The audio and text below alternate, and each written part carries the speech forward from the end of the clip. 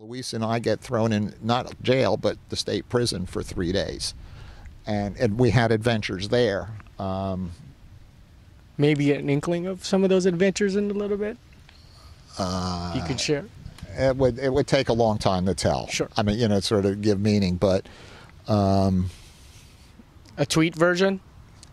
Well, there was this guy had tried burning me on the change for my breakfast. And we had been put in the punishment cell where we spent the first night with this guy who was a murderer who had, we weren't quite sure why he was in there. His Spanish wasn't very good. He was one of the Indian dialects. And so they come by in the morning, what do you want? Basically in Mexico, pan dulce, sweetbreads, so sugared flour of some form in one shape or another and a cup of coffee. That was breakfast. And it was it was 8 pesos, and all I had was a 20 peso coin, and he didn't want to give me change. And so we had hard eyes between each other over that.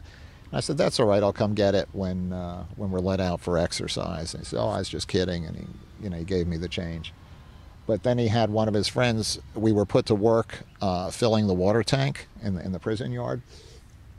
And which is sort of kind of a Jack and Jill old-fashioned well where you crank like this and there's the bucket at the end of the rope and so forth. And it's a very tedious process. And so someone comes over and gives us this big aluminum cooking pot and says, oh, here, use this. So we fill it up with water and we dump the water into the drinking tank and the whole prison yard explodes. Everybody's pissed off at us. It turns out the bucket that this guy had given us was the night bucket. And so we've just contaminated the water supply for the whole prison. And people are upset, so this mob is surging at us. And I see this guy that I had words with up against the wall at one side of the yard, and he's snickering. And I said, he did it. And so it was like, like a comic or something. This mob, it just in one move, it turned and it goes at him, and the guards are on the roof. The rifles are cocked, alto, and, a whole brouhaha there. And anyway, it goes from there. So like I say, adventures. But eventually we got out. But that was really where I said, all's well that ends well, but I need to have some skills. So when I started martial art training, my motivation was not the 1 versus 1 hierarchical kind of a situation. My drive was formed by my experiences of being, with the junkies hunting you on the subway platform at 3 in the morning, or this fight in Mexico and so forth. And so I did a little bit of Taekwondo. I did a semester of Tiger Claw Kung Fu, Fu Jiao Pai, a wonderful teacher, truly impeccable in his excellence, by the name of Paul Vizio. He went on to become the PKA super lightweight champion, 132-pound division. And if you look him up, you can find him. And then I went down to Washington, D.C., out of law school, and I did a year of Taekwondo there. A man by the name of Rodney Batiste, whose big claim to fame is he actually went the distance against the then dominant PKA champion Jean-Yves Thériault of Canada. But I knew it wasn't what I was looking for, but it was the best use I could make of my time. And when I got out to California, I was lucky to stumble into this guy practicing on the beach in Long Beach, which is kind of a very low population density beach because it's got the breakwater for the harbor there, so it's not really a very desirable beach. Water's not that clean. There's no waves. And so he's practicing martial art movements, and I went over and I said, wow, that looks interesting. What are you doing? He said very mysteriously, it's a modified Wing Chun, which was then the cool, hip way to refer to Jeet Kune Do. And I said, oh, I heard of Wing Chun. That's supposed to be pretty good. And so he told me about this place called the Kali Academy, and I'd never heard of Kali, and I'd never heard of Dan Inosanto. And as far as I knew, Bruce Lee was just some action movie guy. And I walked into the Kali Academy, and there's this Thai guy. His name was pronounced Niam. I think it was, if you were to pronounce it as to how it's spelled, I think it would be Nityam, but everyone called him Niam. And, he's got, he's a little Filipino guy with calves the size of my thighs, and he's bending this banana bag in half. And on my Taekwondo, I'd never seen anything like that. And people are waving around sticks and knives. And in that moment, I knew that I had found what I was looking for. And that's how I stumbled across Guro Inosanto. Can you tell if an instructor has that type of experience or life lineage where they've been to street fights, barroom brawls, or like the late great Guru Leo Hiron, who fought in a war Yeah. with practical application. Can you tell from when you meet these instructors if they're more like, okay, you're assisted, you've learned a few things from YouTube, you train with padded sticks, which is great, but are you really that animal? That visceral button is right there, but you don't see it. Well, as I mentioned earlier, I really believe that a lot of people who've been deep, they mask it well. And, you know, when I'm working with young men, one of the things I teach them is say, good manners is good policy, because you never know who you're dealing with. You know, so, you know, as a teacher, you develop these little ditties and sayings. And, so, you know, one of the ones that I developed is that goes something like this. If you ain't the lead sled dog, the view is all the same. Everyone looks at someone's butt sometimes. No one beats everyone all the time. So be not humble, be not proud, respect others as you respect yourself. And so if you operate if that's your sort of basic rule of engagement, respect others as you respect yourself, you don't get in trouble. You know that there takes care of 95% of the potential problems of life. You know, so first two rules of engagement: what you think of me is none of my business, and the one I just mentioned there. The first rule is avoid the 3 S's: stupid people in stupid places doing stupid things, and the second is what you think of me is none of my business. So if someone insulting you gives them the power to, you now feel obligated to fight to defend your honor, you're giving them the power to choose when you fight, and that's a foolish strategy. And so I think a lot of people who've really been in it and really understand how far out of hand things can get and how quickly it can go, they can be some of the most humble, self-effacing people you'll ever meet. And I like to think that animal to animal, my doggy nose will give me a good sense of things, but just because somebody's a badass as a fighter doesn't necessarily mean he's going to be a good teacher. And you know, if someone could be, you know, very technically skilled, but as long as he's not deluded about where he is on the spectrum in terms of being a real fighter, there's much that can be learned there too. So really, you know, it's I don't. Am I answering your question? No, I need the spectrum of what you can gather to answer the question, and sometimes if you don't answer it, that's fine. But you are answering it, though. In a sense, it's this nebulous cloud of when the crack gets bigger. Yeah. Also. Well, you know, the crack refers to crack in personality, and that might be, you know, somebody who would a flaw in their personality would be made bigger by the knowledge of knife and the killing energy and so forth. But you know, I've learned from a tremendous range of people, and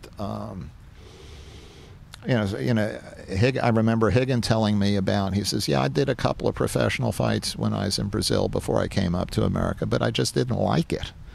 He says, you know, there I was on top of this guy, and I'm punching him in the face, and I'm watching literally."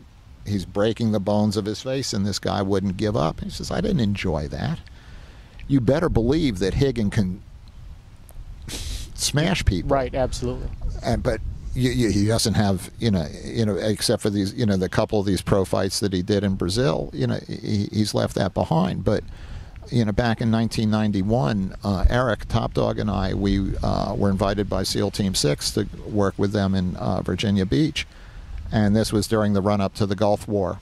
And so there's machine gun nests at the front gate and so forth. And Eric said, you know, we need a third person to bring along on this because the stick may be too specialized. And so this is a couple of years before the UFC. And so Brazilian Jiu-Jitsu just wasn't on the map. And we brought, at my suggestion, we brought Higgin along with us.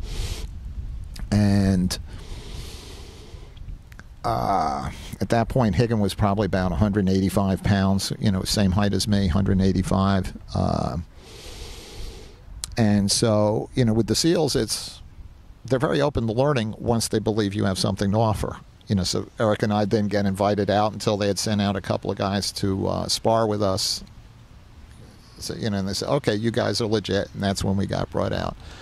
And so with Higgin, it was really simple. He says, well, I tell you what, take your favorites, your preferred starting position on me, and we'll begin there. And so he just went through, the whole team there.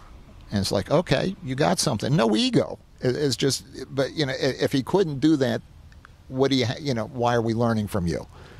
So I guess what I'm getting to is, here's Higgin,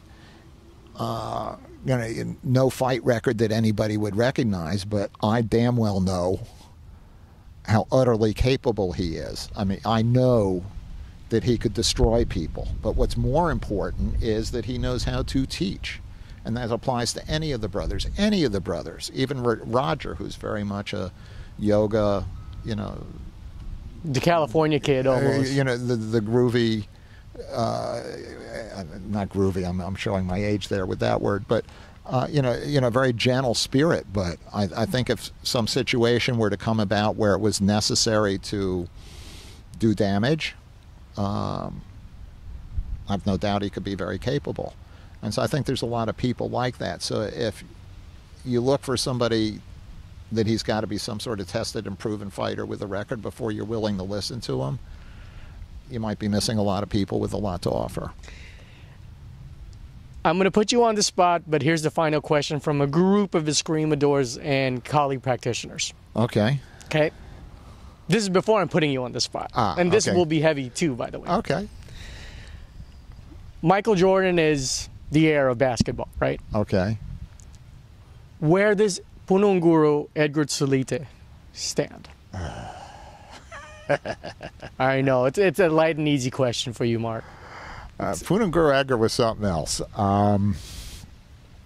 Incredibly non-telegraphic.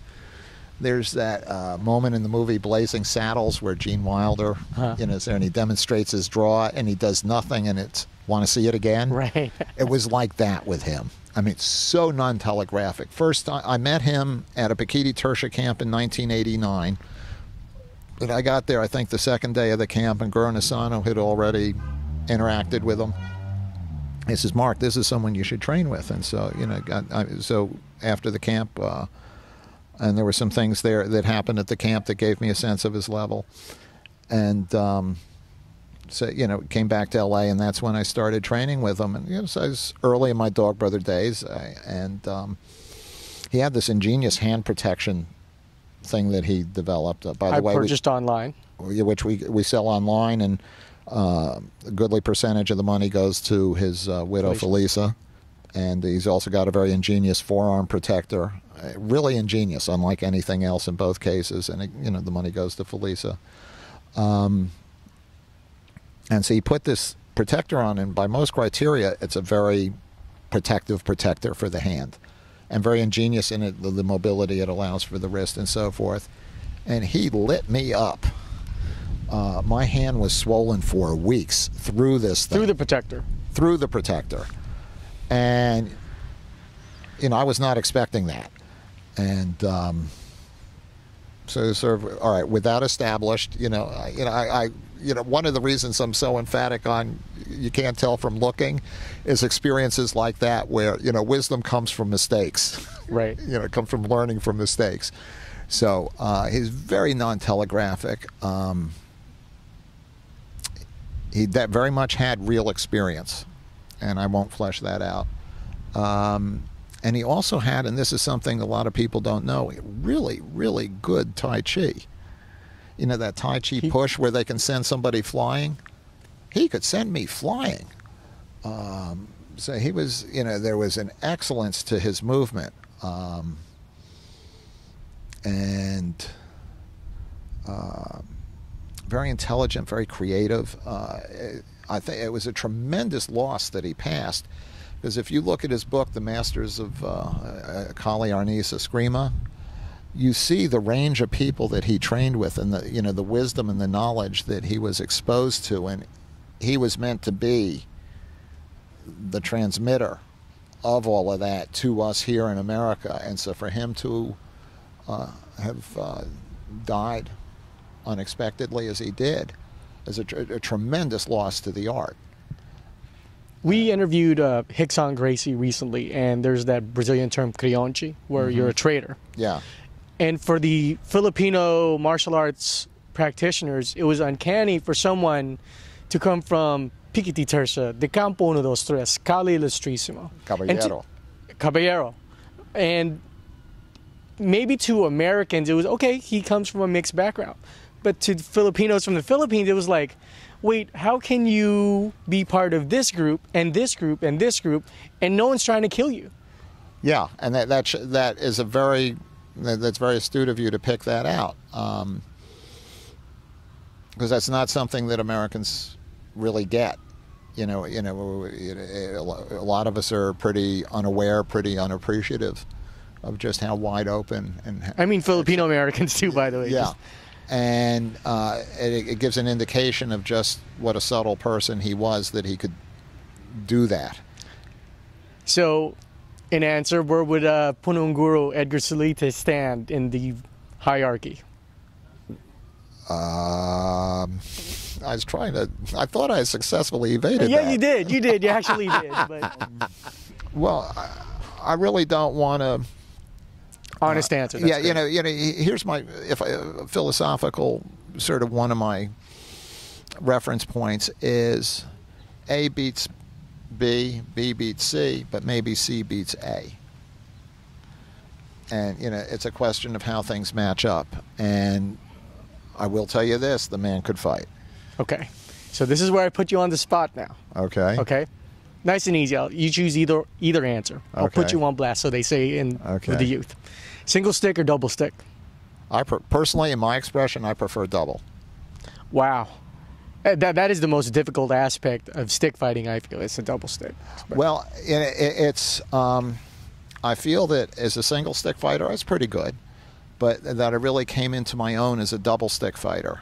I know that for a lot of people, I'd say my understanding is the conventional wisdom is that one is better than two, because that you are concentrated, you're not divided in your focus, and that you have the range of the stick and you have the range of the empty hand. The stories of Floro Villabril, most of his knockouts coming with the live hand and so forth. I'm aware of all of that, but Bruce Lee spoke of the ideas to be responsive to the particular situation and not apply the general rule. And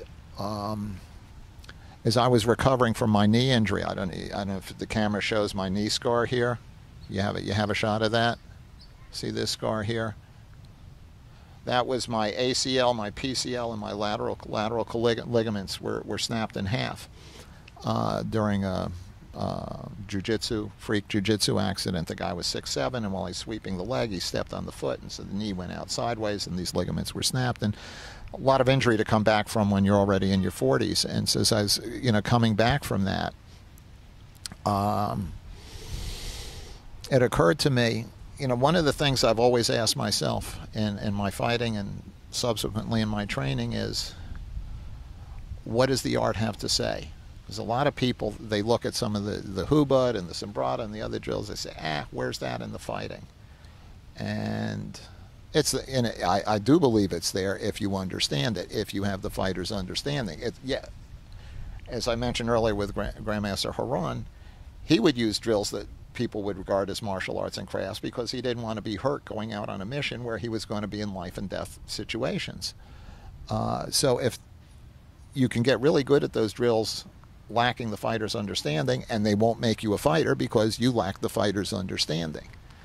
But as I developed in my dog brother experience, I kept asking myself, well, why is it that I'm not finding this? Instead of saying, well, that's a bunch of showy martial arts and crafts, I said, what am I not understanding?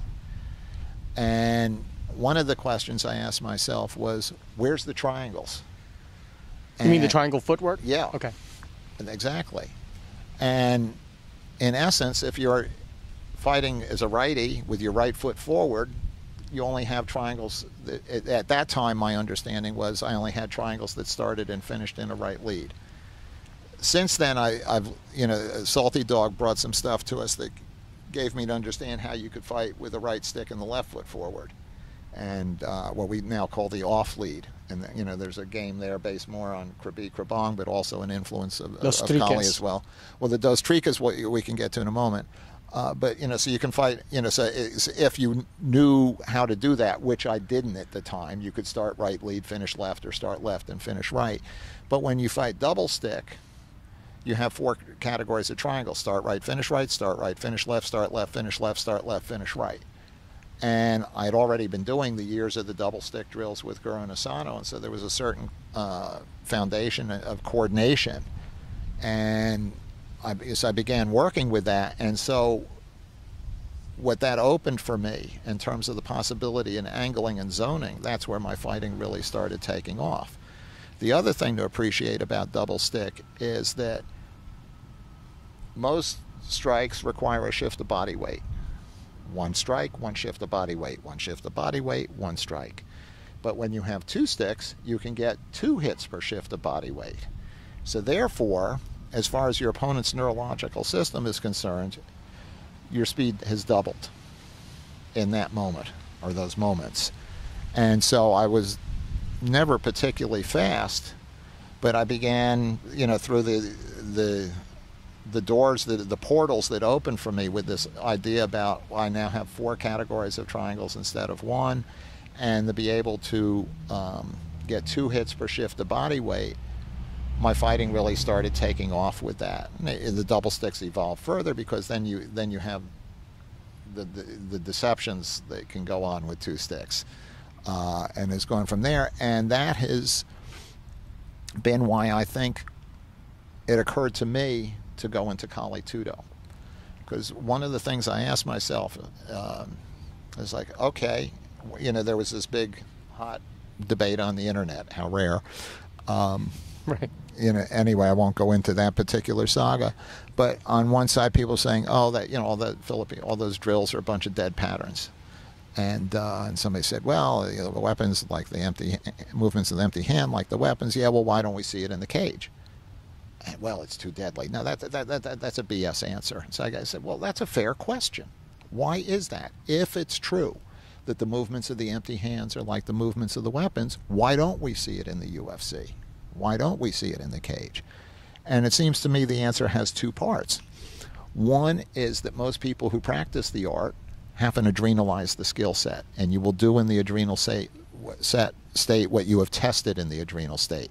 So if your testing has involved some form of kickboxing or jiu-jitsu or whatever it is, you will do in the adrenal state what you have tested in the adrenal state.